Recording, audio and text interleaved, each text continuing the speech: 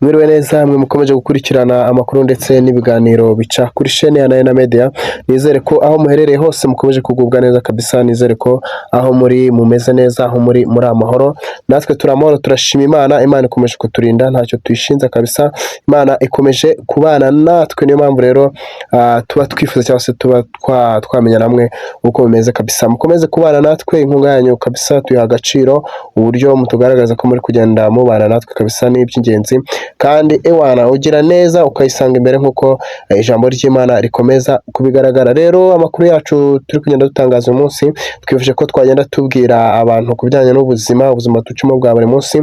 Tugenda duhura n'ibizazane, tugenda duhura n'intambara, ariko dusanga kabisa nta handi hantu twahungira ibibazo, dusanga ntaho guhungira ibibazo, usanga aho guhungira ibibazo ari ku Mana honyine kabisa. Ibintu tubona nta handi twajya tukiri mu isi, ahubwo gahunda no kuza imbere y'Imana kugira ngo Imana ikomeze kubana natwe. Uyu munsi rero ni mpamvu twaje twibanda ku bijyanye n'ubuzima ducamo bwa buri munsi. Hari intambara tugenda duhura nazo, ariko tugasanga nta kuri dukwiye kuzirwana uretse kuza imbere y'Imana tugasenga. Niyo mpamvu rero byaduteye kuvuga kuri iyi ndwara bita seasonal affective disorder kabisa, ikomeje kuzahaza abantu benshi. Uko bakomeje kugenda rero abahanga babyandika bavuze ko hari ibintu ukwiye kumenya kuri iyi ndwara bita SAD cyangwa SAD, seasonal affective disorder.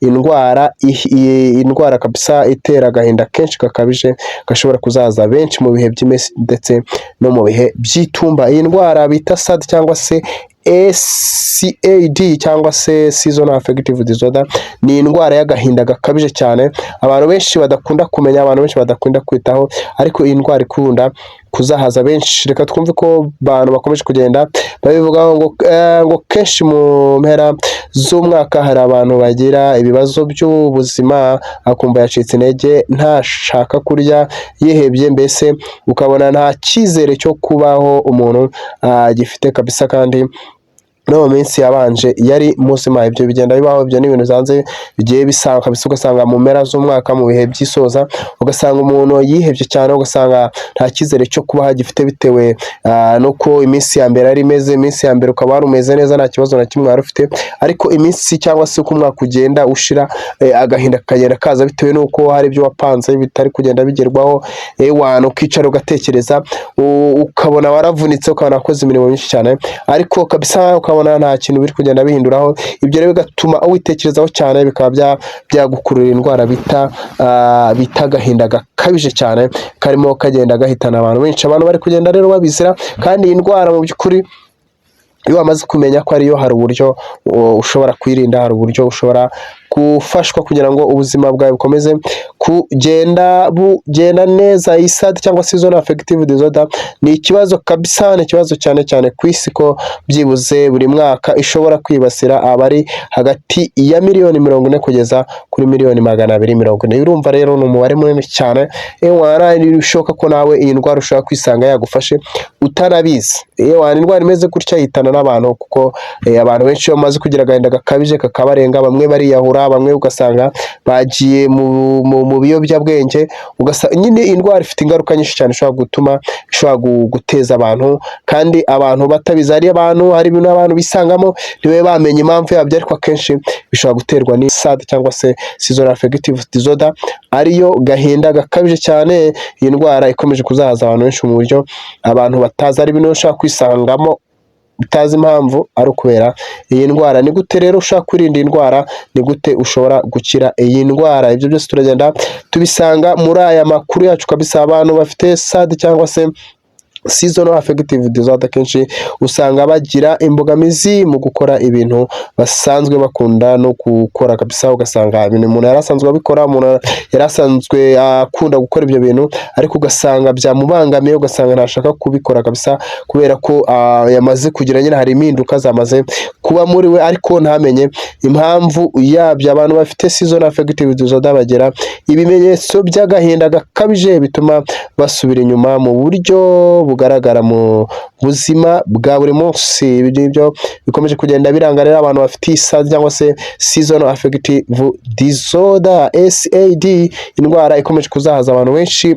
batazi impamvu cyangwa se batamenye aho bituruka, kuko iyi ndwara kenshi ni indwara nyine ifata ku mutima, igafata ku bitekerezo, ewana bikagenda bikafegitinga umubiri wose, ku buryo umuntu hari ahantu ashobora kwisanga, akisanga mu biyobyabwenge, akisanga mu nzoga nyinshi, bamwe baraniyahura kubera iyi ndwara.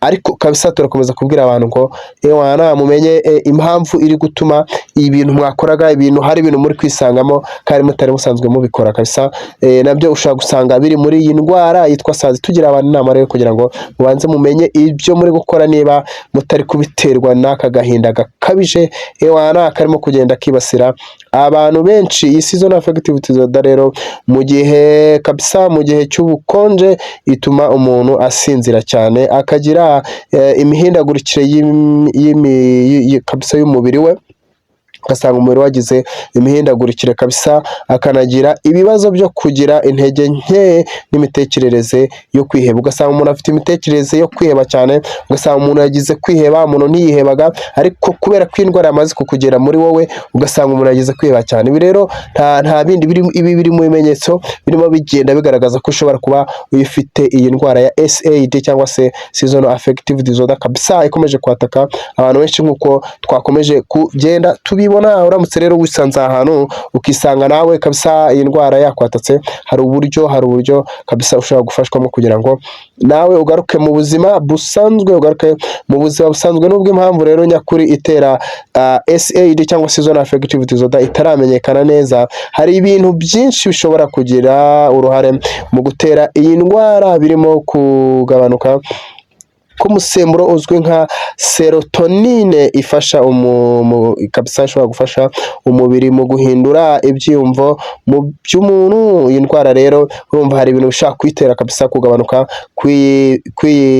kw'uyu musemburo uba mu mubiri w'umuntu witwa serotonine kabisa, nayo ishobora kuba impamvu ishobora gutuma umuntu ashobora kugira aka gahinda gakabije, bigatuma uyu musemburo we rero uyu musemburo ukaba uba utarimo ukora neza, ikaba imwe mu mpamvu kabisa ishobora gutuma iyi ndwara y'umuntu ishobora kuba yakwiyongera cyangwa se kabisa yamwataka, bikaba byamugeza kuba yakisanga ahandi hantu hatari henda heza. Rero iyo tugarutse ku cyo bita ihindagurika ry'ibihe, kandi bigabanya umusemburo wa melatonin ugenzura ibyiyumviro no gusinzira, bigatuma umuntu yiyumva kwacitse intege kabisa. Ibyo ni ibintu byumvikana, ibyo biri mu bintu bimwe bishobora gutera iyi ndwara, kugabanuka kw'imisemburo kabisa tumaze kubona iyo bita serotonine kabisa, itera umuntu kuba ibyiyumvo bye kabisa by'umuntu bishobora kuba biterwa no kugabanuka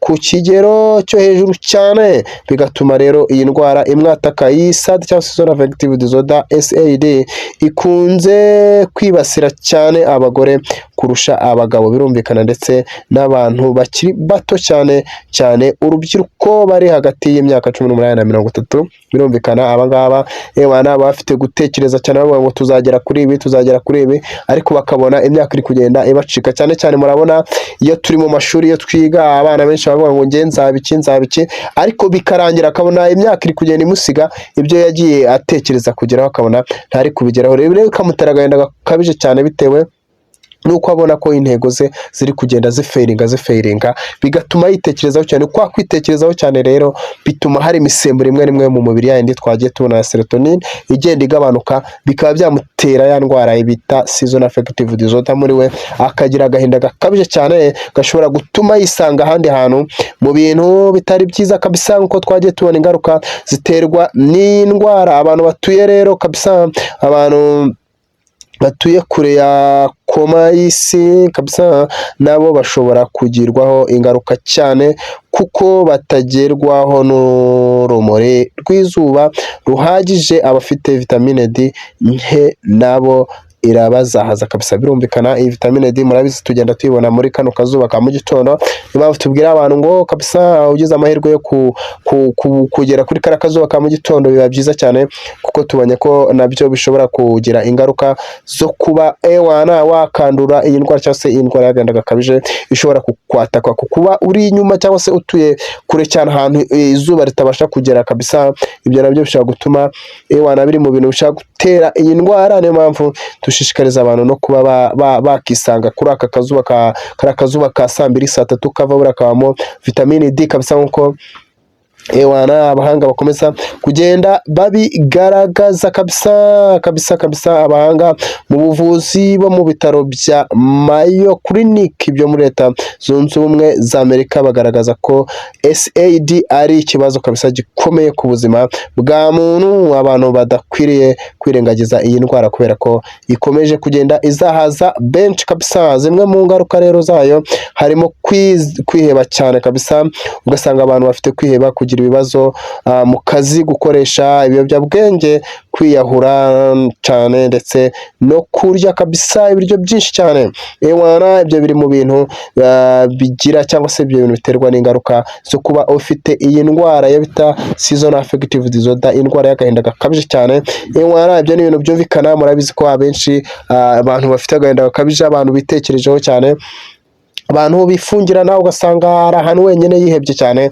Ewana jya utekereza ko iyo ndwara ishobora kuba yakwatatse, urebe uburyo ushaka kwigobotora uwo mwanzi urimo kwinjirira, ushaka kuba yakujyana mu bindi bihe cyangwa se ushobora kuba yakujyana mu bindi bintu bibi bitari byiza. Nubwo rero bagaragaza ko nta buryo umuntu yakwiriye kwirinda, ariko hari ubundi buryo ushobora ewana kuba wakiramo iyi ndwara mu gihe umaze kumenya ko umaze kwandura cyangwa se iyi ndwara. Mu gihe umaze kumenya ko yakugezeho, ushobora kujya kwa muganga bakagufasha kabisa, kuko hari imiti bashobora kuguha ishobora kugufasha. Tukaba tubwira abantu rero ngo uramutse wisanze ahantu cyangwa se uramutse ubonye ibimenyetso byose ubifite kabisa, nta indi nama twakugira iyo kujya kwa muganga. Ikindi ugasenga Imana ukayibwira ikagukiza agahinda, kuko ushobora kujya kwa muganga nabwo bikanga.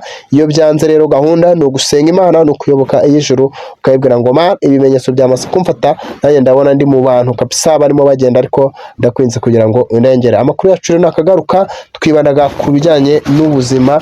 Ewana indwara usanze cyangwa se uramutse umenye hari uwaba ifite, gahunda nta yindi niyo kumugira inama yo kujya kwa muganga kugira ngo akomeze kugirwa inama. Amakuru yacu rero nakagaruka, mukomeze kugubwa neza cyane.